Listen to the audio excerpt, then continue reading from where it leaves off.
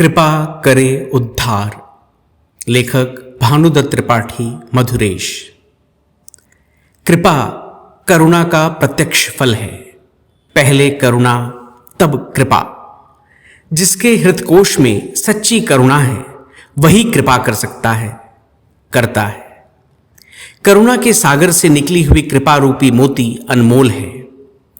जब अंतःकरण हृदय करुणा दया से द्रवित होता है तब कृपा फलित होती है।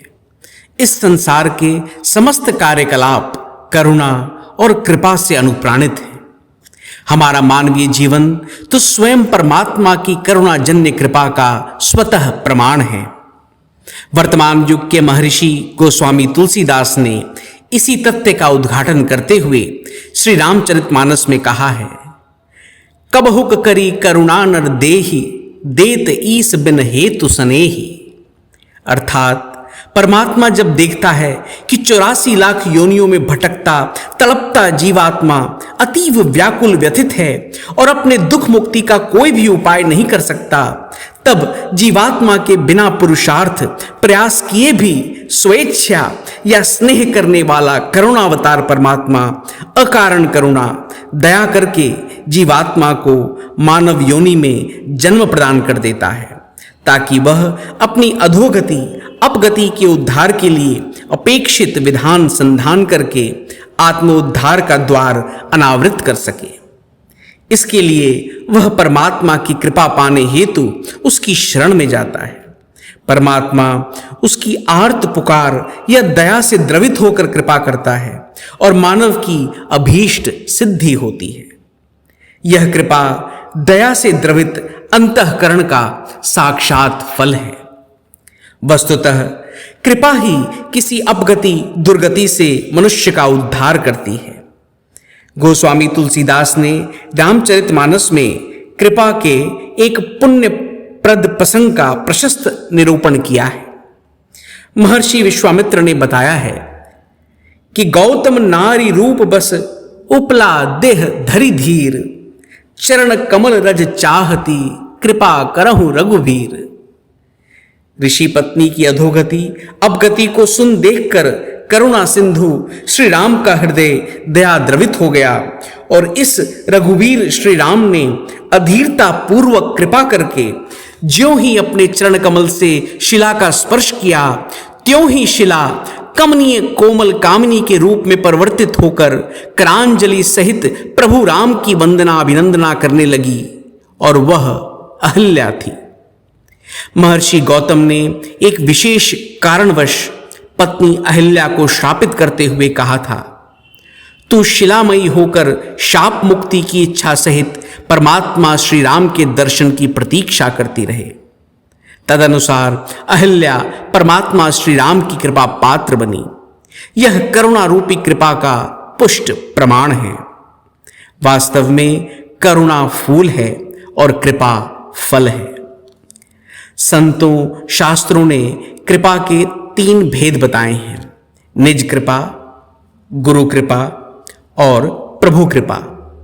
किसी भी अपगति दुर्गति से पीड़ित व्यक्ति जीवात्मा जब कष्ट एवं दंड से मुक्त होने के लिए हृदय की गहराई से इच्छा कामना चेष्टा करता है तो वह निज कृपा बन जाती है।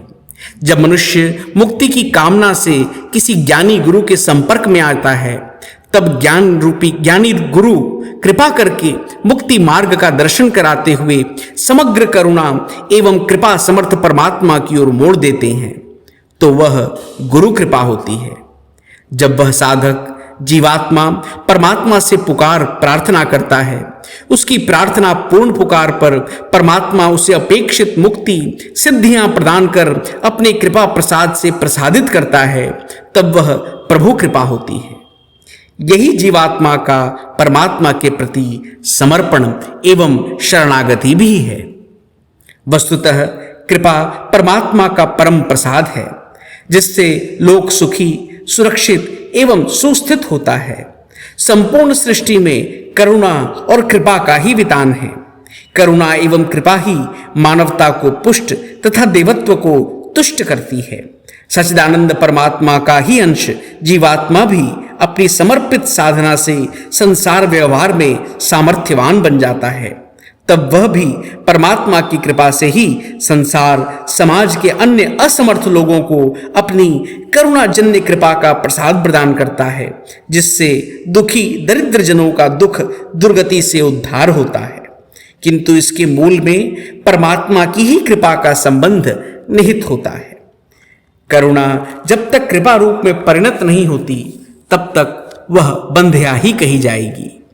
मार्ग में आहत घायल पड़े व्यक्ति, भयंकर व्याधि से तड़पती रोगी, भूख प्यास से पीड़ित इत्यादि को देखकर केवल दया भाव प्रदर्शित करना तब तक सफल सार्थक नहीं है जब तक उसकी कष्ट मुक्ति के लिए आतुरता पूर्वक औषधि, आहार इत्यादि उपचार न किया जाए। यह औषध, आहार इत्यादि प्रेम पूर्ण उपचार ही करुणार्द्र कृपा का स्वतः प्रमाण है। वास्तव में करुणा और कृपा के मूल में मानवीय या देवी पावन भावना ही विद्यमान है, और यही मानवता, मानवीय संवेदना मानव को देवत्व ही नहीं ईश्वरत्व भी प्रदान करती है। जिस दिन संसार करुणा और कृपा शून्य हो जाएगा, उस दिन यह संपूर्ण संसार भीषण शमशान के समान भयंकर हो जाएगा। वस्तुतः मानवता, देवत्व एवं ईश्वरत्व का मूल तत्व करुणा पूर्ण कृपा ही है। ऐसा कौन है जो कृपा नहीं चाहता? मैं तो सभी का कृपाभिलाषी हूं।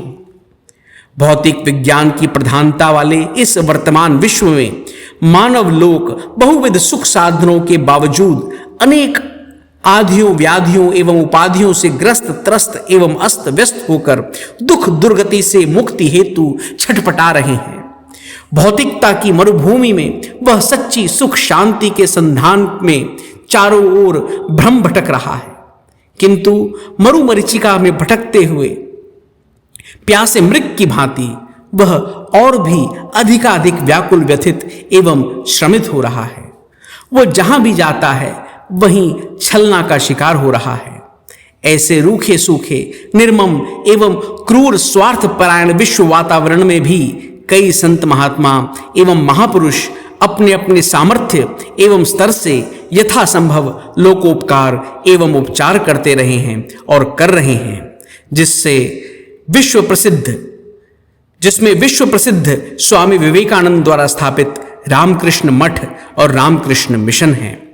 इस संस्था के आदर्श भगवान श्री रामकृष्ण देव हैं, जिनके सानिध्य में नरेंद्र की लोक प्रथित स्वामी विवेकानंद के रूप में परिणत हुई। मानव दुख में दुखित एवं दयार्द्र, करुणा विगलित होकर ही स्वामी विवेकानंद ने अपने गुरु के संदेश जीव का शिव भाव से सेवा का प्रवर्तन एवं विश्वव्यापी प्रचार प्रसार किया। रामकृष्ण मिशन की स्थापना भी करुणा कृपा का साक्षात प्रमाण है। ओम शांति शांति शांति। हरि ओम तत्सत्। श्री राम कृष्णार्पणमस्तु।